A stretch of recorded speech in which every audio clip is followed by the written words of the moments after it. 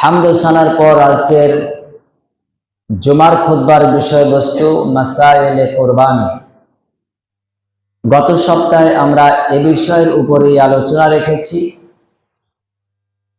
আজকের জুমায় তারই ধারাবাহিকতা বজায় রেখে আলোকপাত করব ওয়ামা তৌফিকি ইল্লা বিল্লাহ আলাইহি তাওয়াক্কালতু ওয়া ইলাইহি উনীব। কুরবান এই শব্দটি নৈকট্যশীল শব্দেরই একটি অর্থ। বান্দা তার রবের নৈকট্য অর্জনের যে চেষ্টা করে থাকে সেই চেষ্টাকেই কোরবানি বলা হয়। যদিও বা কোরবানি শব্দটা উর্দু এবং ফার্সি, কিন্তু কোরবান এই শব্দটা আরবি। নিকটবর্তী হওয়া থেকেই কোরবানি শব্দটা বাংলা ভাষাভাষী মুসলিমদের মধ্যে পরিচিতি লাভ করেছে। শরীয়তের পরিভাষায় বান্দা তার রবের সন্তুষ্টির জন্য, তার রবের নৈকট্য অর্জনের জন্য হালাল পশু উৎসর্গ করার মাধ্যমে যে প্রচেষ্টা করে থাকেন, জিলহজ মাসের 10 থেকে 12 তারিখের মাগরিবের আগ পর্যন্ত তাকেই কোরবানি বলা হয়ে থাকে। কোরবানির ফজিলত অপরিসীম। এত গুরুত্বপূর্ণ এবং সওয়াবের দিক থেকে এর মর্যাদা এত বেশি। রাসূল করিম সাল্লাল্লাহু আলাইহি ওয়াসাল্লামকে জিজ্ঞেস করা হলো যে ইয়া রাসূলুল্লাহি, কোরবানিটা কি? আল্লাহ নবী সাল্লাল্লাহু আলাইহি ওয়াসাল্লাম বললেন, মিল্লাতা আবিকুম ইব্রাহিমা ওয়া সাম্মাকুমুল মুসলিমিন। এটা হলো জাতির পিতা ইব্রাহিম আলাইহিস সালাতু ওয়াস সালামের অনুসরণে একটি সুন্নাত, যা ইব্রাহিম আলাইহিস সালাম দ্বারা আল্লাহ সুবহানাহু ওয়া তাআলা এই বিধান মানুষের কাছে প্রদান করেছে। এরপর সাহাবীরা জিজ্ঞেস করলেন, ইয়া রাসূলুল্লাহি, কোরবানি করায় আমাদের ফজিলত কি আছে? আল্লাহর নবী সাল্লাল্লাহু আলাইহি ওয়াসাল্লাম বললেন যে কোরবানিতে আল্লাহর নৈকট্য রয়েছে। সাহাবীরা দ্বিতীয়বার প্রশ্ন করলে আল্লাহ নবী সাল্লাল্লাহু আলাইহি ওয়াসাল্লাম জবাব দিলেন যে অন্য যত নফল ইবাদত আছে, ফরজ ইবাদত ব্যতি রেখে অন্য যত ইবাদত আছে, তার মধ্যে শ্রেষ্ঠতম অন্যতম ফজিলতের দিক থেকে একটি ইবাদত, সেটি হলো কোরবানি। এই কোরবানি করা নিয়ে সাহাবীদের মধ্যে প্রতিযোগিতা হতো, কারণ ভালো কাজে প্রতিযোগিতা করা ইসলাম অনুমোদন দিয়েছে। ভালো কাজের প্রতিযোগিতা করার মধ্যে সওয়াব রয়েছে, নেকি রয়েছে। কিন্তু সাধারণত আমাদের কুঅভ্যাস হলো খারাপ কাজে প্রতিযোগিতা করা। ভালো কাজে প্রতিযোগিতা এটা সাধারণত সমাজ ব্যবস্থায় চালু নেই।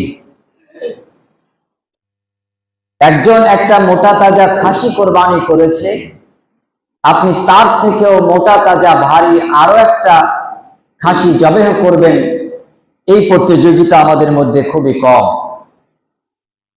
কিন্তু একজন একটা থাপ্পড় মেরেছে, তাকে কি করে দ্বিগুণ থাপ্পড় ফেরত দেওয়া যায়, এ প্রতিযোগিতা সমাজে চলছে। একজন একটা গালমন্দ করেছে, তাকে কিভাবে আপনি তার গালমন্দটা ডবল ফেরত দেবেন, 3 ডবল ফেরত দেবেন, এই প্রতিযোগিতাটা সমাজ ব্যবস্থায় খুবই চালু আছে। অথচ আল্লাহ নবী সাল্লাল্লাহু আলাইহি ওয়াসাল্লাম বললেন যে তোমরা ভালো কাজে প্রতিযোগিতা করো, কারণ ভালো কাজে প্রতিযোগিতা আল্লাহ পছন্দ করে। এখন যেহেতু সামনে কোরবানি, এই কোরবানির মরশুমে মানুষ 2 ভাগে ভাগ হয়। একটা হলো কোরবানি দাতা, আরেকটা হলো কোরবানি গ্রহীতা। দাতা যারা, পরম্পরা ভিত্তিক তারা কোরবানি দিয়েই আসছেন। আর গ্রহীতাগণ যারা, তারা কোরবানির অংশ বিশেষ পরম্পরা অনুযায়ী প্রায় এটাও গ্রহণ করে আসছে। ওই যে রমজানে বলেছিলাম যে রোজা রাখিনি, এক ভুল করেছি, ইফতারিতে শরীক না হয়ে দ্বিতীয় ভুল করব। তো বলছে কোরবানি করিনি, একটা ভুল করেছি, কিন্তু কোরবানির সমান ভাগ নেব না, এটা করে কি ডবল ভুল করব? তো এ ভুল যে আপনি করেন না, এটা তো আমাদের জানা আছে কম বেশি, কিন্তু আপনি আপনার জীবনের ভুল শুধরাবেন কবে? জমি বন্ধকের বেলায় আপনি নাম্বার 1 খরিদ্দার, কিন্তু কোরবানি দেবার ব্যাপারে আপনি যে একেবারে অপারগ, এত অভাবী, এত দুষ্ট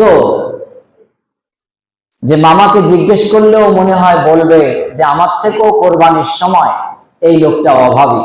কোন মামা সেটা বুঝতে পেরেছে।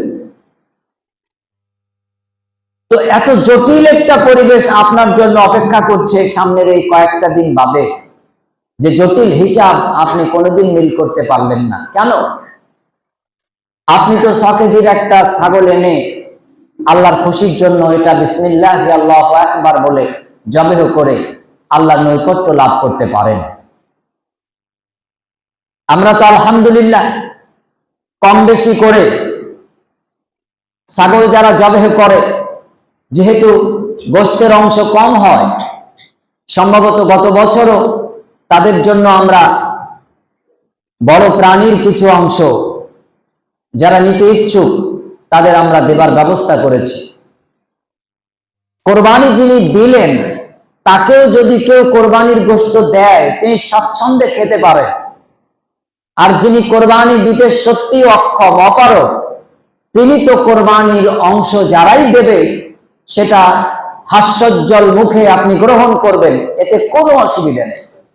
বরং ওই কোরবানি দেওয়ায় যেমন সওয়াব আছে, আল্লাহর নৈকট্য আছে, কোরবানি দিতে যারা সত্যিই অপারগ তারা কোরবানির প্রাপ্ত যে গোশত এগুলি খেতেও সওয়াব আশা করবে, তার মধ্যেও তাদের জন্য নেকি রয়েছে, সওয়াব বরাদ্দ রয়েছে। কিন্তু অনেকে আছে কোরবানি দেবেও না, আবার এই গোশত নিতে এমন ভাব করে মনে হয় উনি সম্রাট আকবরের ভাতিজা। আপনি আকবরের ভাতিজা হবেন কেন? আপনি সম্রাট আকবরই হন। আপনার বাড়ি একবারও গোশত যাবে না, আপনি আরো 50 জনকে গোশত বন্টন করে দেন, কিন্তু অপারগ তখনই প্রমাণ হবে যখনই আপনি কোরবানি দিলেন না। অতএব আপনার জন্য সামাজিক যতটুকু অংশ বরাদ্দ হয়েছে সেটা আপনার শিরোধার্য, আপনাকে নিতে হবে।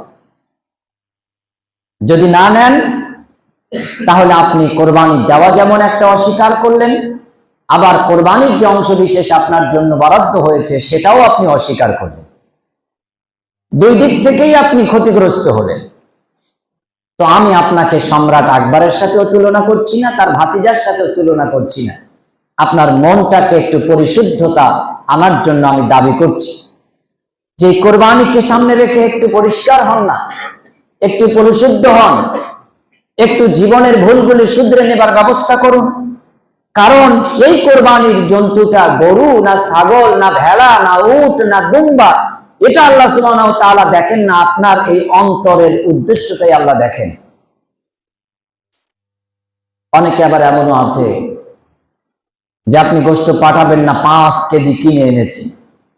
আরে আপনি 5 কেজি কেন, 50 কেজি কেনেন, তাতে আমাদের বাধা নেই। কিন্তু কোরবানির দিন যদি কোরবানি না দেন তাহলে কোরবানির গোশত আপনাকে নিতে হবে। তাতে যদি আপনাকে লজ্জাবোধ হয় তাহলে আপনার জন্য এখনো 1 মাসের বেশি সময়, পারলে মোটা তাজা একটা গরু, না হয় আরেকটু ছোট একটা ছাগল, না হয় ভেড়া, না হয় এর মধ্যে কম দাম বেশি দাম আছে তাই একটা ক্রয় করে আপনি ব্যবস্থা রাখবেন। মনে রাখবেন এই কোরবানির মধ্যে এত ত্যাগ এবং তিতিক্ষা আছে। আপনার যে ছেলে মেয়েগুলি আছে তাদের জন্য এটি একটি শিক্ষা।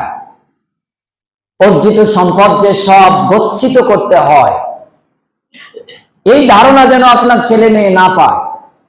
এর থেকে কিছু ব্যয়ের খাত আছে। নিজের পেটে দেবার জন্য নিজের গাল মুখ আছে, অপরদিকে আত্মীয় স্বজনের হক আছে, পাড়া প্রতিবেশীর হক আছে, অভাব দুস্থ মিসকিন ফকির তাদের হক আছে। এটা আপনি ছেলে মেয়েকে বছর মাঝে একদিন এই কোরবানিকে সামনে রেখে প্র্যাকটিক্যালি আপনি তাদেরকে দেখাবেন, তাদেরকে আপনি শেখাবেন। যদি আপনি এটা শেখাতে পারেন, তবে আপনি যেদিন বার্ধক্যে উপনীত হবেন, যেদিন আপনি বৃদ্ধ বৃদ্ধা হয়ে যাবেন, সেই দিন আপনাকে কোনোদিন আপনার এই ছেলে, আপনার এই মেয়ে, আপনার এই নাতি পোতা, নাতনি পুতনি এরা কখনো আপনাকে অবহেলা করবে না। কারণ আপনি নিজের খাদ্যটা নিজে ব্যবস্থা করে আপনি হকদার যারা তাদের কাছে পৌঁছে দেওয়ার আপনি তাদেরকে শিখিয়েছিলেন, আপনি তাদেরকে ব্যবস্থা করে তাদের হাতে তুলে দিয়ে পৌঁছে দেওয়ার ব্যবস্থা করেছিলেন। সূরা কাউসার, এতে অনেকগুলি শিক্ষা আছে। তার মধ্যে একটি শিক্ষা হলো, এখানে আল্লাহ সুবহানাহু ওয়া তাআলা প্রথম বলছেন ইন্না আ'তাইনাকাল কাউসার, ও নবী আপনাকে হাউজে কাউসারের মালিকানা প্রদান করা হলো। হাউজে কাউসার কি? এটি হলো একটা ঝর্ণা বিশেষ পানীয়, সুপেয়, পিপাসা নিবারণকারী জান্নাতি একটি পানির ব্যবস্থা নহর। এই পানি যে পিপাসা নিবারণের উদ্দেশ্যে পান করবে অথবা যে কোনো উদ্দেশ্যে পান করবে, তার পিপাসা চিরতরে নিবারণ হয়ে যাবে। সুবহানাল্লাহ। তো আল্লাহ সুবহানাহু ওয়া তাআলা এরপর দ্বিতীয় শব্দে বলছেন ফাসাল্লি লিরাব্বিকা ওয়ানহা, অতএব নবী আপনি আপনার রবের জন্য সালাত আদায় করুন আর কোরবানি করুন। দেখেন কি শিক্ষণীয় ব্যাপার। পিপাসায় কাতর, অভাবে দুস্থ, অভাবী হয়ে গেছো, সংসারে অশান্তিতে নিমজ্জিত আছো, হাজারো প্রতিবন্ধকতায় আছো, সব পিপাসা নিবারণের ব্যবস্থা আল্লাহ সুবহানাহু ওয়া তাআলা পার্থিব জগতে তোমাদের জন্য ফাসাল্লি লিরাব্বিকা ওয়ানহার, কোরবানি আর নামাজের মাধ্যমে আল্লাহ পিপাসা নিবারণের ব্যবস্থা রেখেছেন। পরলৌকিক জীবনে কিয়ামতের কঠিন ময়দানে এই হাউজে কাউসারের পানি পানের ব্যবস্থা করে দিয়ে সম্মতি দিয়ে আল্লাহ সুবহানাহু ওয়া তাআলা তোমার কিয়ামতের মাঠের পিপাসা নিবারণ করে দেবেন। সুবহানাল্লাহ। এখন আপনি দুনিয়ায় কোরবানিও করলেন না, সাংসারিক জীবনে সুখ শান্তি সমৃদ্ধিও পেলেন না, পরকালীন জীবনে আপনি জান্নাতের সিংহাসনে বসে আপনি কি চাইবেন? জান্নাতের মধ্যে আপনার একটা ছেলেও গেল না, মেয়েও গেল না, আপনার ভাই ভাতিজি ভাতিজা একটাও গেল না, চেনাশোনা একটাও নেই। ওই জান্নাতের মধ্যে যে আপনি কাকে দেখাবেন? কি দেখাবেন আপনি? হবে না। জান্নাত আপনার একার জন্য নয়। জান্নাতে যেতে গেলে আপনার এই সব কিছু নিয়ে যেতে হবে। আর ওই জান্নাতে যাওয়ার জন্য আল্লাহ সুবহানাহু ওয়া তাআলা কিছু সহজ সরল পথ ও পন্থা অবলম্বন করেছেন, প্রদান করেছেন। তার মধ্যে একটি হলো এই কোরবানি। অতএব এখনো আগামীকাল শনিবার বাকি, 4-5 শনিবার বাকি। ঈদের আগে বুধবারও গরুর হাট হয়, ছাগলের হাট হয়। আর পূর্ব দিক নদী পার হলে তো আরো অন্যান্য বার আছে, কোলের হাটও আছে। আবার প্রত্যেকটা গরু চাষি ছাগল চাষির বাড়িতেও দরজা খোলা আছে। শুধু আপনি টাকাটা দেবেন, দর বনাবনি করে কিনে নিয়ে আসবেন। এটুকু করার মাধ্যমে আপনি আপনার ছেলে মেয়েকে জান্নাতের রাস্তা সুগম করবেন, প্রশস্ত করবেন, জান্নাতের রাস্তাটা চিনিয়ে দেবেন যে এটা হলো জান্নাতের পথ আর এটা হলো জাহান্নামের পথ, এটা কৃপণের পথ আর এটা হলো প্রশস্ত অন্তরের অধিকারী দানশীল মানুষের পথ। দানশীল মানুষ যারা তারা জান্নাতি, আর কৃপণ মানুষ যারা তারা দোজখবাসী। সংজ্ঞা তো সহজ, একটাও আল্লাহ বাদ দিয়ে দেননি। শুনতেও তো আমরা কম করিনি, সবই শুনেছি, কিন্তু আমল নেই। শুধু আমলে পরিবর্তন আমরা আনি না। গত বছরও কোরবানি দিলেন, এবছরও কোরবানি দিলেন, কিন্তু এই দুই কোরবানির মধ্যে আপনার পার্থক্য হলো কতটুকু? যদি পার্থক্য হয় তাহলে আপনার কোরবানির যে একটা আমল, এই আমলের মধ্যে গুরুত্ব পেয়েছে পরিবর্তনের মাধ্যমে। আর যদি তা না হয়, গতানুগতিক পদ্ধতিতে কোরবানি দিচ্ছিলেন, সেইভাবেই দিলেন, সেইভাবেই দিচ্ছেন। কিয়ামত পর্যন্ত কোরবানি দিয়ে লাভ নেই। এই কোরবানি আপনার কলিজার অংশ বিশেষ, সেই কোরবানি, কিন্তু আল্লাহ দয়া করে কোরবানিটা ঘটিয়ে দিলেন জান্নাতের একটা হালাল প্রাণী। এখন সেই আপনি বাপ আপনার সন্তানকে কোরবানির জন্য উপকরণ হিসেবে ব্যবহার না করে একটা গরু, ছাগল, ভেড়া, দুম্বা, উট, উটনি এগুলিকে আল্লাহ সুবহানাহু ওয়া তাআলা ধার্য করে দিলেন, যেগুলি আমাদের জন্য তিনি আহার হালাল করে দিয়েছেন। শুধু কোরবানির মাধ্যমে আপনার সওয়াব নেকি লাভ হলো, জান্নাত পাবেন এমনটাই নয়, কোরবানির মাধ্যমে আপনার পেটটাও ভরবে। অভাবী দুস্থ শ্রেণী তাদেরও পেট ভরানোর ব্যবস্থা রয়েছে। এই যে সুন্দর একটা উপকরণ আল্লাহ রাব্বুল আলামিন দিলেন, এর মাধ্যমে আল্লাহ সুবহানাহু ওয়া তাআলা আমাদেরকে এই পার্থিব জগতে একটা জান্নাতি পরিবেশ দেখাতে চাইলেন। দেখেন কোরবানির দিন কি সুন্দর পরিবেশ। যে আত্মীয় বাড়ি সারা বছর যাওয়ার সুযোগ হয়নি, আজকে কোরবানির দিন বাইক চালিয়ে একটা প্যাকেট ঝুলিয়ে ওই পুরাতন আত্মীয়র বাড়িও ছুটে যাওয়া হয়। আপনাকে দেখে সেই কত দূর দূরান্তের আত্মীয় সে জড়িয়ে ধরে, আজকে আমার অমুক আত্মীয়টা এসেছে, এক গ্লাস পানি খাও, একটু সময় খাও, এই তো গোশত রান্না হয়ে গেছে, একটু খেয়ে নাও। আপনি বসতে চান না, সময় নেই, প্যাকেট আরো ঝোলানো আছে, ফুফু বাড়ি, খালা বাড়ি, মামা বাড়ি যেতে হবে, তারপরেও কত জোরাজোরি। এই তো জান্নাতি পরিবেশ। জান্নাতের মধ্যে যখন এক জান্নাতের আরেক জান্নাতি মানুষের সাথে দেখা হবে, সে তার সাথে গল্পে মত্ত হয়ে যাবে, কথাবার্তায় মশগুল হয়ে যাবে, একজন আরেকজন থেকে আলাদা হতেই চাইবে না। সে শুধু বলবে, দুনিয়ায় কথা বলতে টাইম অপচয় হতো, আর আজকে তো জান্নাতি জীবন, এখানে সময়ের অপচয়ের কোনো ব্যাপার নেই, এখানে বাজার করার তাড়া নেই, এখানে ফুল ঠেকানোর তাড়া নেই, এখানে অন্য কোনো কাজকর্মের তাড়া নেই। ওগো জান্নাতি বন্ধু, আরেকটু কথা বলো, তোমার কথা আমার কাছে খুব মিষ্টিময় লাগছে। আপনি জান্নাতি, আরেকজন পরিচিত জান্নাতি মানুষ, তাকে পেয়ে আপনি সেখানে গল্পে বসে যাবেন। এখন যেমন দুনিয়ার জিন্দেগিতে বাজারে যে আড্ডা দেওয়া হারাম, জান্নাতের মধ্যে আর এটা হবে না। বড় বড় বেগুন গাছ, বলবেন জান্নাতের মধ্যে বেগুন গাছ? হ্যাঁ, জান্নাতের মধ্যে বেগুন গাছ আছে, সেটা তো এই ধরনের বেগুন গাছ নয়।